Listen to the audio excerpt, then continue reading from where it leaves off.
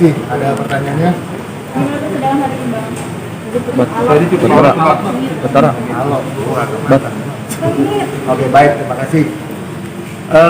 Memang hari ini lanjutan sidang terkait pemeriksaan saksi daripada saudara pelapor ya, ini saudari Angel Elga.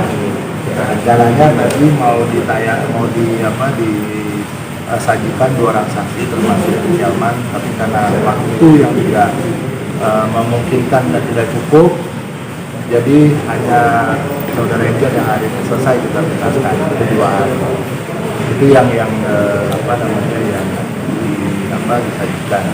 Nah, yang kedua, ada memang beberapa pertanyaan-pertanyaan lanjutan kemarin yang belum terjawabkan, terutama berkaitan dengan tuduhan Vicky melakukan atau menyebarkan, mendistribusikan, mentransmisikan ke dalam media elektronik. Di dalam persidangan tadi jelas faktanya dijawab sendiri oleh yang bersangkutan bahwa dia tidak tahu siapa yang membuat video. Padahal tadi sudah ditayangkan oleh jaksa dalam alat bukti bahwa tayangan itu dibuat oleh Transmedia Group, acara di insert, kemudian ketika ditanya lagi oleh kita baru dia jawab, oh iya saya telepon namanya manajernya dan sebagainya, produsernya dan sebagainya. Pertanyaan lagi, kenapa kalau memang kamu merasa difitnah di situ, merasa dicemarkan di situ, kamu tidak bikin surat untuk protes kepada media untuk menurunkan?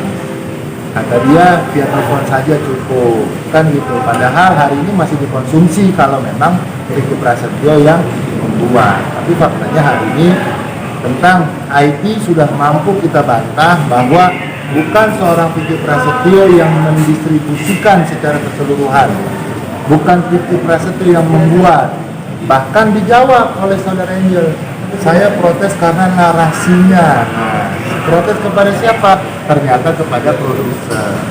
Nah, kembali saya tanyakan, kenapa tidak melaporkan produsernya? Karena yang di dalam tayangan Vicky bukan produser. Nah, ini lucu pada akhirnya. Station masing-masing. Nah, lucunya lagi ketika kita tanya, di situ disebutkan ada 2 tayangan, tapi alat buktinya hanya 1. Yang tayangan dari sini hilang, ada di dalam alat bukti mana? Saya tanyakan kepada jaksa memberitahukan hanya itu yang disamakan. Tadi kan dibuka dalam amplop ya, yang terkait masalah itu. Jadi sudah jelas bahwa ada beberapa alat bukti yang memang kurang ya, tidak mampu dibuktikan. Nah, terkait CCTV, Angel Elga selalu mengatakan ada CCTV di rumahnya, ada CCTV di rumahku, sudah didalami. Ada berapa? Jawabannya ada 15. Ya, kita tidak tahu faktanya. Nah, ketika saya tanya, bisa nggak ditunjukkan CCTV itu apa sih yang direkam oleh CCTV? Apakah ada yang dorong-dorongan dan sebagainya? Ternyata kembali ketika kita tanya, CCTV tayangan di rumah tidak ada di dalam berkas, tidak ada di alat bukti. Ketika kita tanyakan, kita dalami, katanya sudah disita polisi. Kalau memang itu terkait masalah laporan itu juga ada di dalam BAP disebutkan melihat CCTV di dalam kamar. Kenapa tidak dilampirkan CCTV-nya supaya lebih terang benderang di pengadilan, di persidangan ini bisa disajikan. Kalau memang CCTV itu ada dan memang apa yang diceritakan oleh saudari Angel Elga bahwa ada dorong mendorong, ada ada percekcokan dan sebagainya, mampu dong ditunjukkan. Karena kenapa di BAP tidak ada, tapi dicerita di pengadilan, di sini di persidangan keluar cerita itu.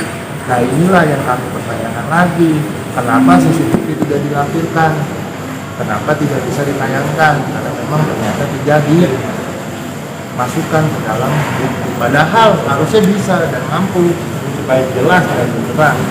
siapa, apakah ada di dalam kamar. Kan itu kelihatan, ada 15 titik loh. Di dalam itu pasti kelihatan semua tuh. Bagaimana si Ahmad datang, bagaimana dia masuk. Kalau itu ada CCTV bisa dihadirkan dari terang benderang, ketahuan dan jelas siapa yang benar. Versinya klien kami menemukan Nyelelga berada di dalam kamar tanpa ada yang tadi cerita dorong mendorong dan sebagainya. Tadi kami juga menayangkan tayangan video, ada perbedaan, tapi akan kami masukkan itu nanti semua dalam pembelaan, dan tentunya giliran Riki Ahmad minggu depan kita akan siapkan pertanyaan-pertanyaan juga. Silahkanlah berpikir apa fakta yang sebenarnya terjadi, silahkanlah berpikir apa yang akan dijawab sesuai dengan BAP-nya. Tentunya juga saya melihat ada yang melihat bahwa yang kami lakukan di sini adalah berkaitan tadi SP3. Ada yang bilang kemarin, saya nggak tahu siapa yang bilang, bahwa SP3-nya itu bukan merupakan tindak pidana, tidak memenuhi unsur. Ini nggak paham orang. Sebelum bicara, baca dulu. Ketika seorang pengacara berstatement bahwa SP3 itu karena tidak memenuhi unsur, itu salah. Video ya berdasarkan berkas ya perkara, rekaman video dan tentunya SP3 itu alat buktinya yang menjadikan Kiki Prasetyo sebagai terdakwa. Dan surat SP3-nya saya lihat bukan tidak memenuhi unsur pidana, bukan, salah. Kurang alat bukti. Kalau bicara kurang alat bukti, berarti tinggal dicari alat buktinya. Tindak pidananya ada nggak? Ada. Jelas nggak? Jelas. Karena kurang. Kalau kurang bukan berarti tidak. Benar ya? Benar. Hah? Tadi ketemu Angel Aga gimana kan? Apa Mas? Akhirnya laporan sih Bang laporan di Loh, nanti. Tadi kan juga hakim bilang di situ. Nah, jadi itulah yang bisa kami jelaskan. Mudah-mudahan kami punya keyakinan bahwa Kiki Prasetyo itu tidak melakukan, jelas sudah terjawab, tidak melakukan distribusi, tidak melakukan yang namanya menyebarluaskan melalui sosial media atau melalui televisi. Kira-kira itu. Yang membuat konten pun bukan Kiki. Mama tadi ketemu Angel. Dua menangis.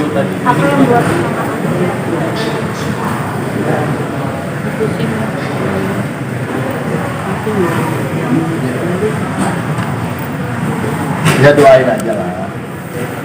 kecewa bukan sih? Karena istilahnya mau yang kayak segala hubungan sudah kecewa, saya kasihan aja sih ya saya istrinya sih. Berapa kali mengundang, dan saya tanyakan juga sudah berapa lama sih mereka kenal. Ternyata mereka kenal baru 1 minggu katanya. Dan kalau hadir di dalam ke rumahnya 2-3 kali di atas jam 12 malam. Ketika saya tanya kapan baliknya, jawab kadang jam 11 baliknya, ya artinya nggak sinkron lah di sini. Artinya tadi jam itu menunjukkan bahwa memang banyak sekali cerita-cerita yang nggak kurang nyambung. Nah, ntar kita luruskan dengan saksi pejabat, gimana tanggapannya dia. Itu di apa? Jam pulangnya Bang? Nggak ada diluluskan. Oke. Apa Udah cukup ya? Cukup. Thank you.